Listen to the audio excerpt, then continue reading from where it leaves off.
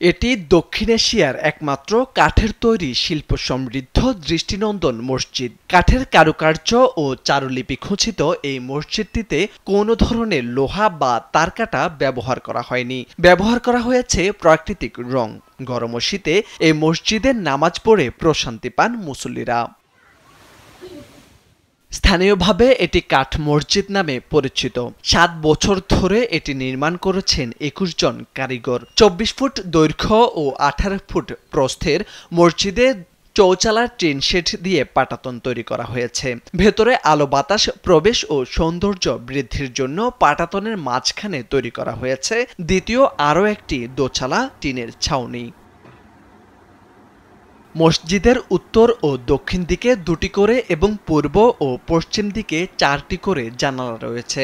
পূর্ব দিকে একটি মাত্র প্রবেশদ্বারে কারুকার্য খচিত ২টি খাম্বা বিশিষ্ট দরজা, সেখানে সূক্ষ্ম শিল্পকর্ম ও নির্মাণশৈলী ফুটে উঠেছে।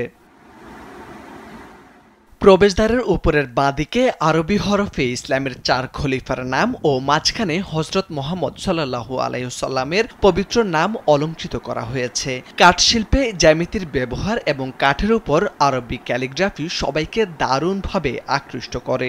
যে কোনো ক্লাসে একটা বইতে এই ইতিহাস যদি দেখা হয় তাহলে পর্যটকরা অনেক জানতে পারবে এবং আসতে পারবে। এই মসজিদটি একটি ঐতিহ্যবাহী মসজিদ। এই মসজিদে অনেক পর্যটক বিভিন্ন স্থান থেকে দেখতে আসে। পিরোজপুরের মঠবাড়িয়ার মমিন মসজিদ এটি।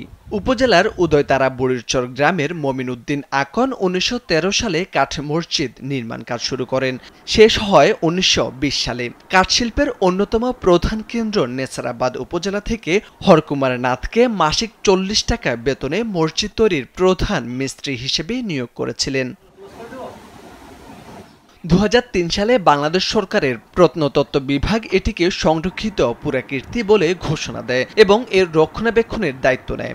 ইউনেস্কো প্রকাশিত বিশ্বের অনন্য মসজিদ নিয়ে প্রকাশিত ৪০০ পৃষ্ঠার একটি বইয়ে এই কাঠ মসজিদের সচিত্র বর্ণনা স্থান পেয়েছে। মসজিদটি বর্তমানে উত্তরাধিকার সূত্রে দেখভাল করছেন মমিন উদ্দিনের নাতি আবুল কালাম আজাদ আকন।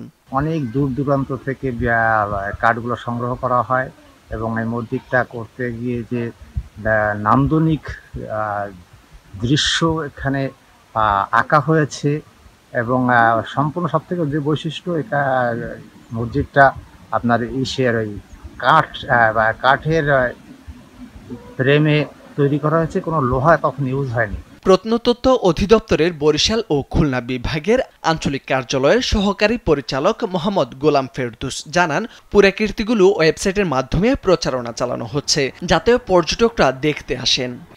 সাইনেজ বা এরকম কিছু দিক নির্দেশনা ফলক আমরা দেই। তারপর আমাদের যে ওয়েবসাইট গুলোতে আমরা বিভিন্ন ধরনের ইতিহাস ঐতিহ্য তুলে ধরি। বিশেষ করে জেলা পরিষদ বা উপজেলা পরিষদের তরফ থেকে ওইভাবে বিভিন্ন ধরনের এ ধরনের একটি কাঠের মসজিদ একসময় ভারত নিয়ন্ত্রিত কাশ্মীরে ছিল বলে জানা যায়, কিন্তু ১৮৮৫ সালের ভূমিকম্পে সেটি বিলীন হয়। ফলে মঠবাড়িয়ার মমিন মসজিদ এখন দক্ষিণ এশিয়ার একমাত্র কাঠ মসজিদ হিসেবে বিবেচিত হয়। মোরশেদ আলম, কালবেলা।